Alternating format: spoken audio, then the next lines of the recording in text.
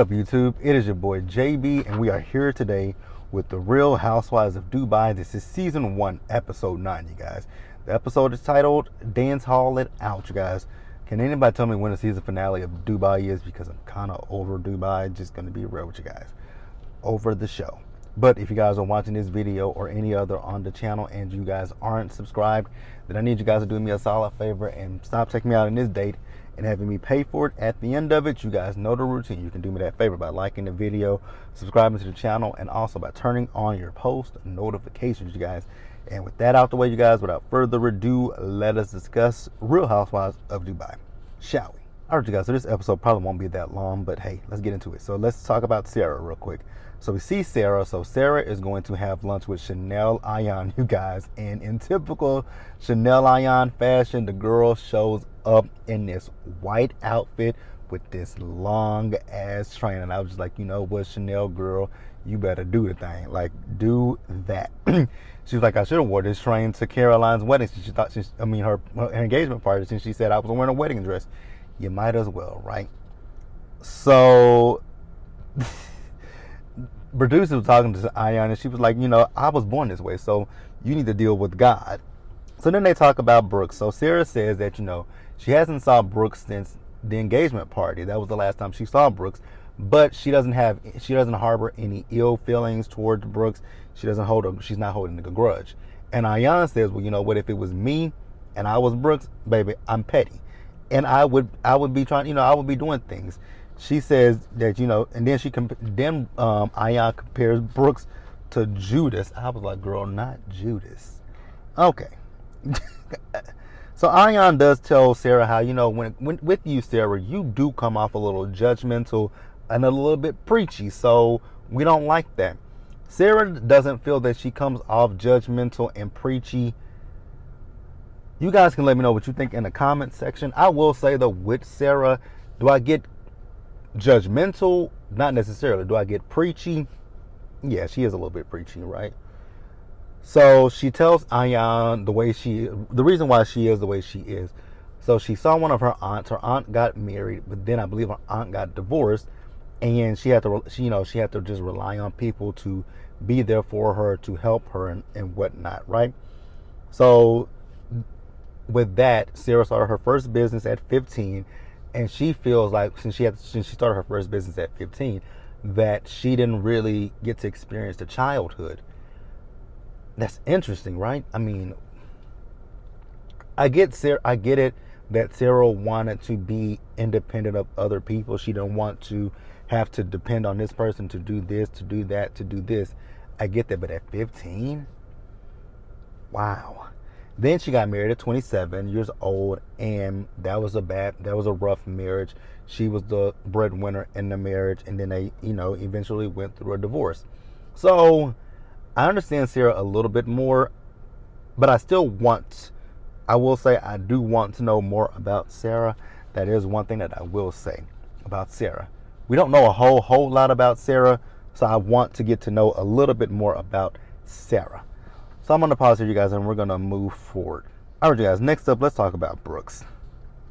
I'm going to go easy on Brooks in this review because I typically go hard on Brooks. I'm going to go easy on Brooks. I will say one thing about Brooks. That wig that you're wearing, please throw that wig in the trash. It is appalling. It is ugly. I mean, that wig is just bad.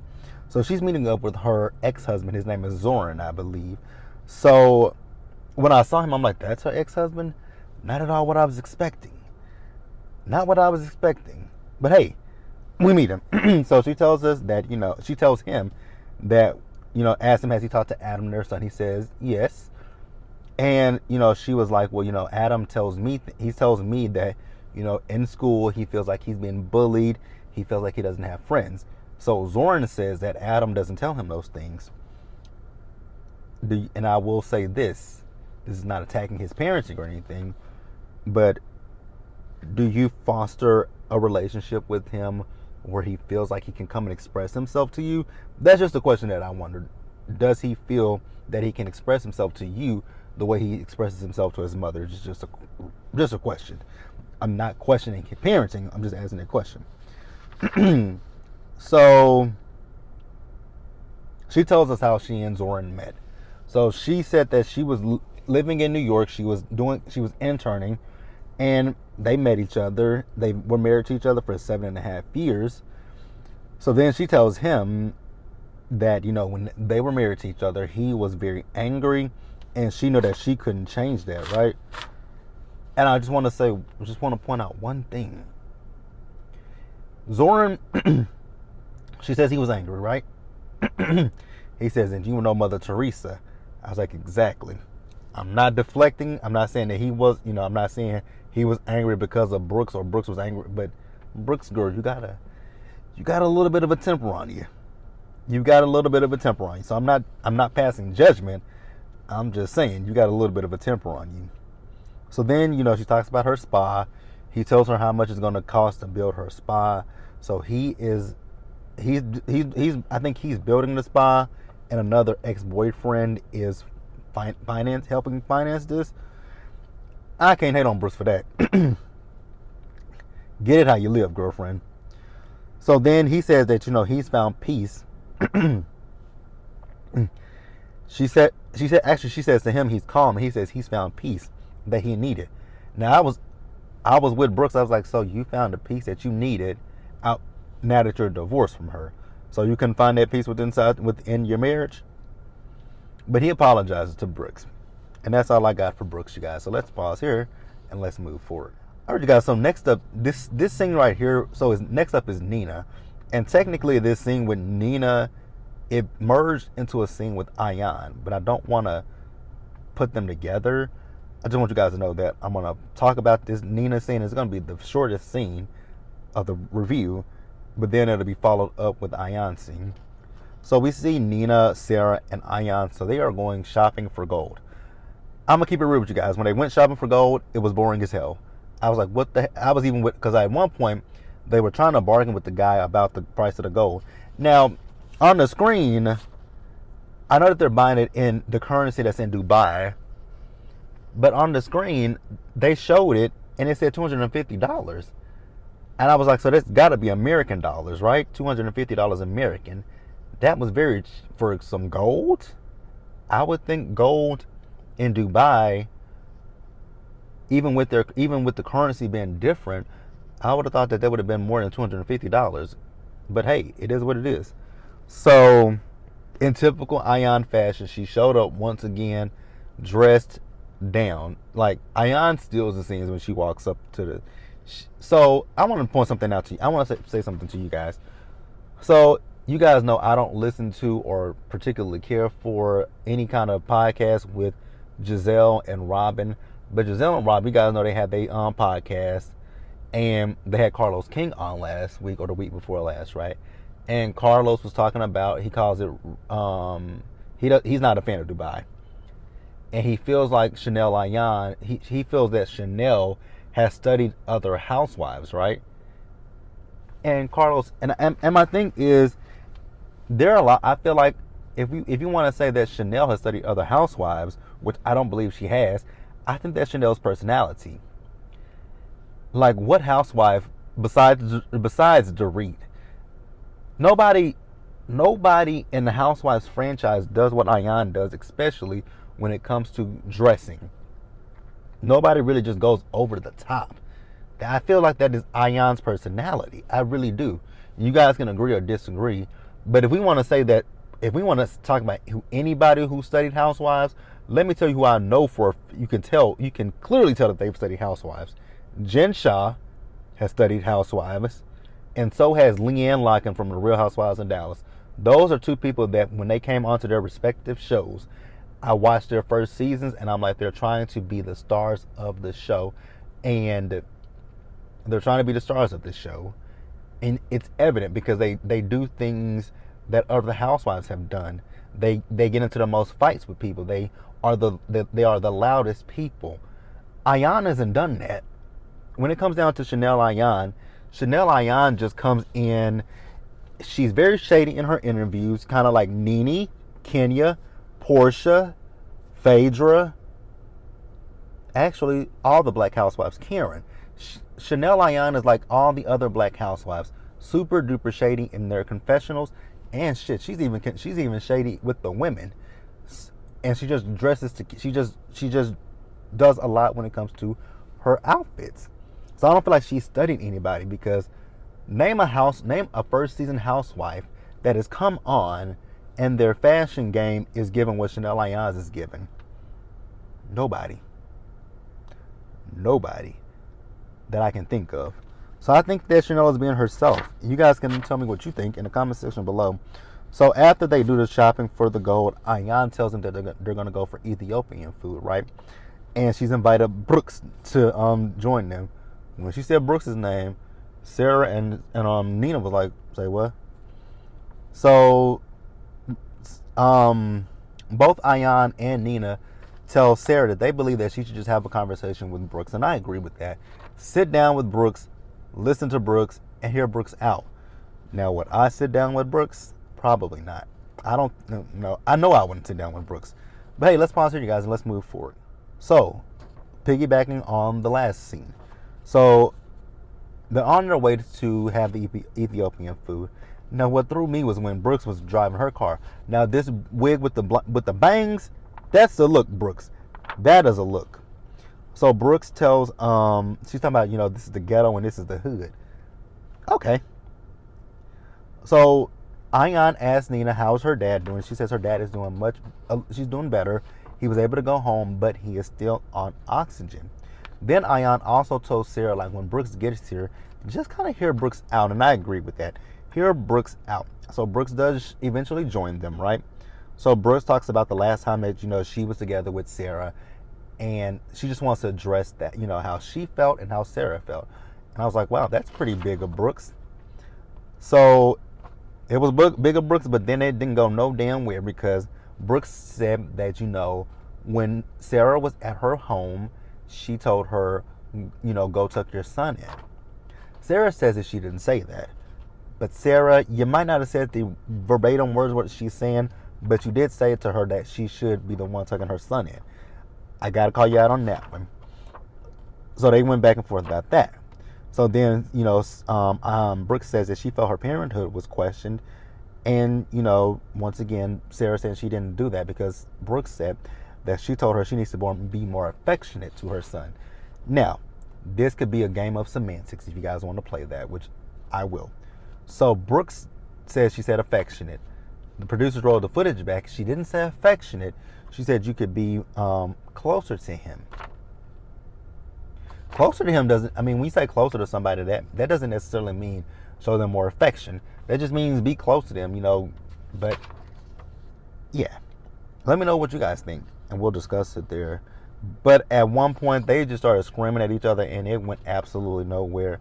Sarah got up and said, you know what, I'm leaving. After Sarah left, Nina left. After Nina left, Brooks left. Chanel was trying to get Brooks to stay. She's like, we got all this food coming. Stay. And I will say, though, that food looked damn good. I'm just not a fan of a community plate and we're all eating out of the same plate with our hands or even a fork. I'm just not a fan of that. I want my food to be on my plate and not touching each other. That's how I eat my food, on my plate. There are certain foods that I don't want to touch. Ugh. There are certain foods that I just don't. I'm like, can you give me one of them plates that got the divisions so that way that doesn't touch that and then that doesn't touch that? I don't like it. Don't like it. But hey, that's what it is. What it is, you guys. Let's pause here and let's move forward. Damn, I should have done them at the beginning of the review. All right, you guys. So next up, let's talk about Stanberry and Sergio. This is literally gonna be a flyby scene. So they played 2 games with Sergio and Stanberry. The first one was, how old were they when they lost their virginity? Or did they ask? I think they asked Sergio how old he thought Caroline was when she lost her virginity. He said she was 14. She said she was 17.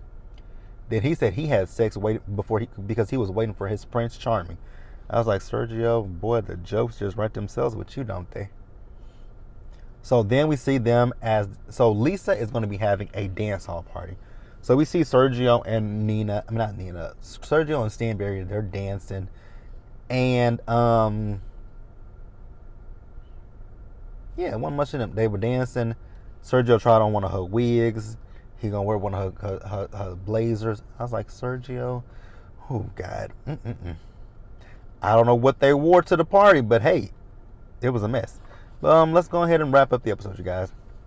Lastly, you guys, let's talk about Lisa. So I told you guys just a few minutes ago that Lisa is having a dance hall party. She's invited all the women there. So we see the ladies as they go to a dance studio. So they're going to be learning some dance moves. So the instructor splits them into two groups of three. So in one group you got Ayan, you got Brooks, and you got Sarah. The other group is Stanberry, Lisa, and Nina. So I will say, nice. This was a good scene to see them actually get along. Nobody was screaming at each other. Nobody cussed each other out. They just had a good time with one another, right? So then after it, Brooks pulled Sarah to the side, and she wanted to have a conversation with Sarah, and she apologizes to Sarah, but she does tell her that with anybody brings up her son, it's a trigger for her, and I'm okay with that. I don't have an issue with her saying that her son is a trigger, because your kids should be a trigger for you. You shouldn't want anybody to speak about your parenting.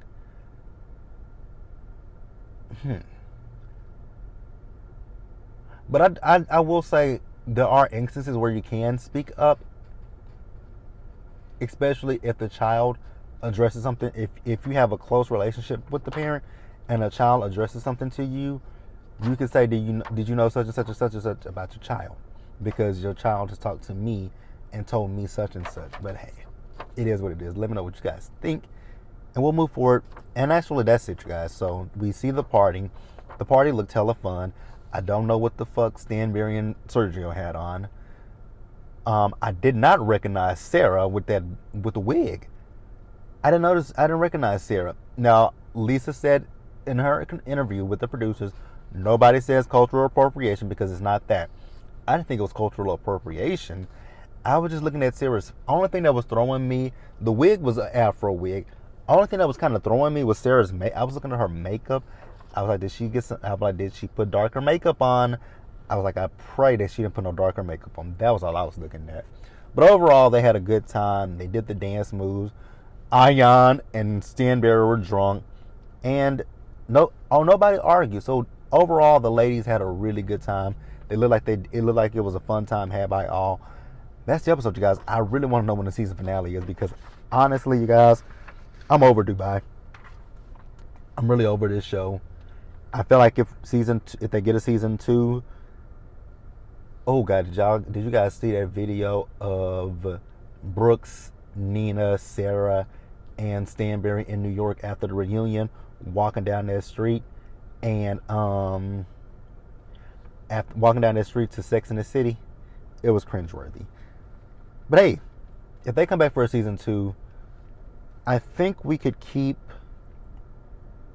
definitely let's keep Ayan and Lisa. I love their relationship and I love their dynamic. And let's keep Sarah. As far as Brooks, I don't dislike Brooks. I just don't understand Brooks. Stanberry can go, and honestly, Nina can go. Let me know what you guys think, and we'll discuss it in the comment section below. Subscribe to the channel, you guys, turn on your post notifications, and share the video. And until the next time, you guys, stay safe. Take care of yourselves, you guys. Wash your hands, wear a mask, socially distance, be blessed. And I'll catch you guys in the next one. Bye, guys.